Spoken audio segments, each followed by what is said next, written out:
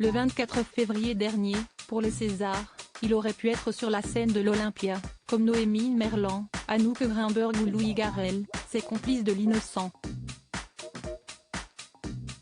Mais voilà, les policiers espagnols et français ne sont pas vraiment sûrs que Jean-Claude Poteau le soit bien, innocent. Pour eux, l'ex-braqueur reconverti en acteur est impliqué dans un trafic de drogue à grande échelle et internationale, pour lequel ils ont saisi une tonne de cocaïne. À 66 ans, l'homme a donc été arrêté et se trouve en prison en Espagne, où son avocat tente d'obtenir une libération. Il est innocent. Il est victime d'une véritable persécution.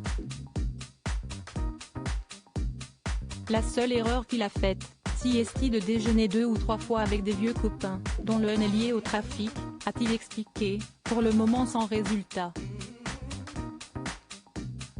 Il faut dire que le sexagénaire clame qu'il n'a rien à voir avec cette affaire depuis son arrestation, lui qui s'était reconverti dans l'art, la peinture d'abord, puis le cinéma, avec L'Innocent, où son physique d'ex-bandit avait fait mouche.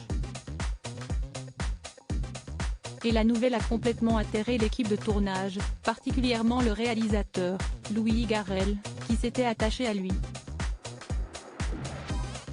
Selon M Le Monde, qui consacre une longue enquête au sujet, celui-ci serait catastrophé de savoir que Jean-Claude Poteau a potentiellement replongé, qu'il est retombé dans les vieux travers qui lui ont valu de très nombreuses années derrière les barreaux. Si est d'ailleurs au mari de Laetitia Casta que l'ancien braqueur de banque, qui a passé plus d'une dizaine d'années en prison, a pensé en premier selon Philippe Le Chenoui, une autre figure du grand banditisme et l'un de ses vieux amis. Jean-Claude, il est emmerdé qu'on puisse penser qu'il a replongé. Il a demandé qu'on dise à Louis Garrel qu'il n'y était pour rien là-dedans.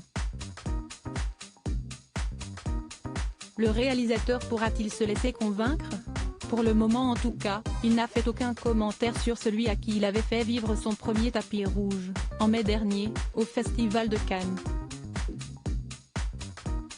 Ses anciens complices présents sur le tournage, leur histoire d'amitié s'était liée avant le tournage du film.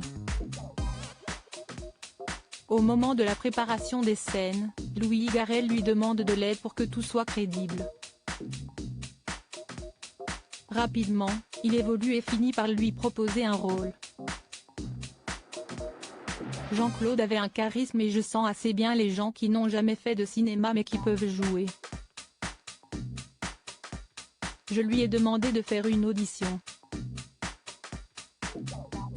Il m'a dit ouais amigo, pas de problème, avait-il raconté en octobre dernier sur France Inter.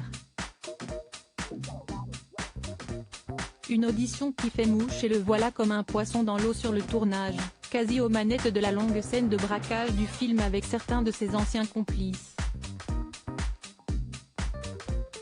C'était très amusant de les observer, de les voir vivre cela comme s'il y était vraiment, en pleine préparation d'un casse, à se chamailler sur la méthode, les rôles de chacun, avait raconté Louis Garrel. Alors ses contacts avec les vieilles connaissances du milieu marseillais lui ont-ils fait oublier ses bonnes résolutions et sa nouvelle vie, qui se passait si bien? Ses anciens amis y croient peu, la drogue, ça n'a jamais été leur truc, eux, sont des voleurs. Les policiers, eux, ont beaucoup plus de doutes.